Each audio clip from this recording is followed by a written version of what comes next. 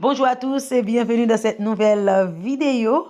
Et oui, je vous avais promis un show d'actualité décryptage. C'est la grande première de ce show. Avant de commencer cette petite vidéo, j'aimerais remercier toutes les personnes qui m'ont écrit pour avoir de mes nouvelles pendant le moment où je ne postais plus. Et j'aimerais souhaiter la bienvenue à tous mes nouveaux abonnés.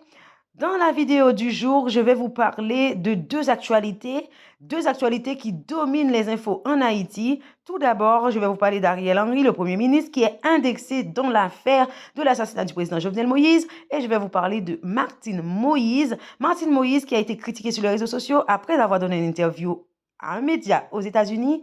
Martine Moïse qui a également fait parler après avoir été convoquée par le juge d'instruction en Haïti dans le cadre d'une interrogation dans l'affaire de l'assassinat du président Jovenel Moïse. Je vous retrouve tout de suite après l'intro. À tout à l'heure.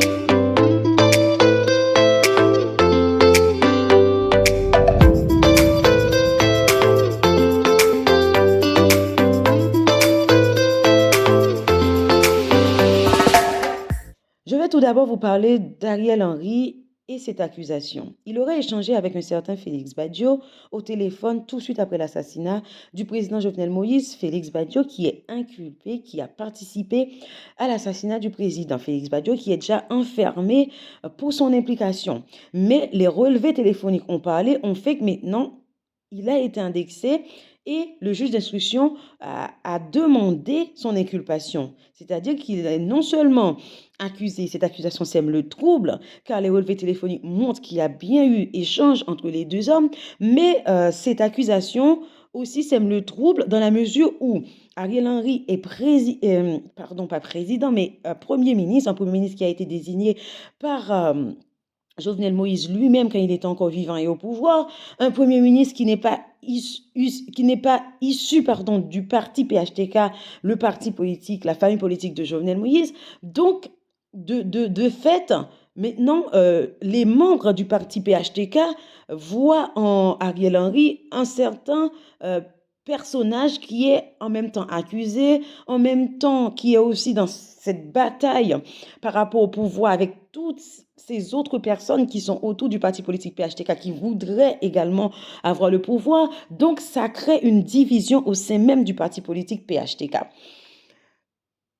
Le juge d'instruction a demandé l'inculpation. Ce n'est pas une petite affaire. La constitution haïtienne est claire sur pas mal de choses, même si parfois il y a beaucoup qui veulent intégrer la politique et qui aussi sèment beaucoup de désordre, on le sait.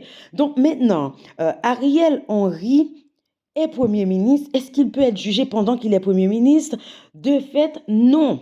Mais le fait qu'on demande son inculpation alors qu'il est encore au pouvoir, ça crée aussi un désordre dans la mesure où il ne peut pas être inculpé maintenant. Donc, quand son inculpation a été demandée, ça a créé beaucoup de débats. Donc, la décision de cette démission, Ariel Henry qui a remplacé le ministre de la Justice par le ministre de l'Intérieur. Donc, quand il a remplacé le ministre de la Justice, c'est dans ce climat de polémique-là. Car demander l'interpellation du Premier ministre au pouvoir suite à ces soupçons d'appels téléphoniques était quand même dans un niveau d'exagération dans la mesure où la Constitution haïtienne est claire sur certaines choses et même quand on regarde dans les articles de loi d'autres pays développés, un président ou un premier ministre qui est encore en fonction, on ne peut pas de facto l'arrêter, le mettre en prison ou l'emmener devant la justice, puisqu'en ce moment, il n'y a pas de président en Haïti, le président a été assassiné et le premier ministre fait office de pouvoir. Donc, il y a quand même là des aberrations, en fait, des incohérences. Toutefois, si son nom a été cité, il y a eu ces appels-là, il faut que le juge d'instruction continue son travail autour de cela pour qu'il y ait quand même l'enquête, pour qu'on puisse savoir qu'est-ce qui s'est passé, pourquoi cet appel téléphonique, qu'est-ce qui a été dit, qu'on puisse pouvoir aussi l'interroger. Donc, ce n'est pas parce qu'il est au pouvoir qu'il ne peut pas être jugé. Attention, si et seulement si il est mêlé à tout cela et qu'il est coupable. Toutefois, il est Premier ministre, il n'y a pas de président. Donc, il y a quand même un risque de glissement si on autorisait toutefois à ce qu'il soit jugé, condamné et arrêté tout de suite. Donc c'est là aussi qu'il y a aussi ce problème et qu'il y a toute cette polémique n'est pas tout de suite dans l'immédiat en faveur d'Haïti, en faveur aussi de la gouvernance du pays qui est quand même dans une situation de crise sans précédent. Comment le responsable ou les responsables et porte-parole et responsables de communication du Premier ministre Ariel Henry ont réagi à tout cela? Ils ont réagi en disant qu'on ne peut pas arrêter Ariel Henry pour des faits qui ont été commis par des tierces personnes, vu qu'il n'a pas lui-même, par rapport à leur dire, dans cet article de presse, de conférence de presse, pardon, ils n'ont pas donné de conférence de presse, ils ont quand même écrit une note de presse. Et dans cette note de presse, ils stipulent qu'on ne peut pas condamner les actes commis par un tiers selon la loi, ce serait impossible, et que lui aussi, il a été en communication avec beaucoup de personnes le soir de l'assassinat du président, que tout le monde l'appelait pour savoir ce qui se passe, etc. Il n'a pas pu répondre à tout le monde, etc. Donc, il pouvait pas, il aurait pu recevoir cet appel-là et que cet appel-là aurait pu être un simple appel téléphonique parmi tous ces autres appels téléphoniques. Voilà comment le bureau de communication du Premier ministre Ariel Henry défend le Premier ministre par rapport à cette accusation. Maintenant, le juge d'instruction continue, donc l'enquête se poursuit. On attend de savoir ce qui va être dit et comment tout cela va se terminer et quelles réponses ils vont donner et qu'est-ce qui va se dire par rapport à ces échanges téléphoniques. Et est-ce que Ariel Henry va répondre et va effectivement sortir une note de presse ou un tweet, etc., pour dire ce qu'il a été dit lors de ces conversations téléphoniques. Maintenant, on va parler de Martine Moïse. Martine Moïse qui a fait parler aussi sur les réseaux sociaux pour deux raisons. La première, c'est qu'elle a donné un interview à un média en anglais toujours. La première dame continue à s'exprimer en anglais, ce qui fait réagir la communauté, la population haïtienne, qui ne comprend pas pourquoi la première dame ne commence pas à s'exprimer en créole, sachant quand elle s'est exprimée aux médias CNN, elle a parlé de son souhait de poser candidat. Est-ce que son souhait est toujours là? Est-ce qu'elle revient sur cette décision? Et si elle a toujours ce souhait, pourquoi Martine Moïse ne commence pas à s'exprimer à travers des médias en créole? Rappelons que le peuple haïtien est un peuple qui parle deux langues, parce qu'on a deux langues officielles, le créole et le français, mais que la majorité de la population s'exprime donc en créole. Par rapport au contexte économique, social, où l'éducation est réservée à une élite, tout le monde ne peut pas avoir accès pour pouvoir apprendre à parler correctement le français. Ce qui fait que beaucoup ne peuvent pas s'exprimer dans un français ou ne peuvent pas comprendre le français, ou beaucoup ne parlent pas forcément anglais. Donc pourquoi ce choix et ces stratégies de communication? Pourquoi Martine Moïse continue à s'exprimer en anglais? C'est quelque chose qu'on va en reparler sur d'autres vidéos à travers nos décryptages d'actualité. Maintenant, Martine Moïse a aussi été convoquée par le juge d'instruction pour parler, pour être interrogée. Vu qu'elle est témoin oculaire et qu'elle était là le soir de l'assassinat du président, elle est victime, mais en même temps, elle est témoin. Donc, beaucoup parlent de silence sur les faits. Beaucoup disent que Martine Moïse ne dit pas toute la vérité. Beaucoup de personnes, que ce soit haïtiens ou étrangers, disent que Martine Moïse ne dit pas tout de cette nuit-là.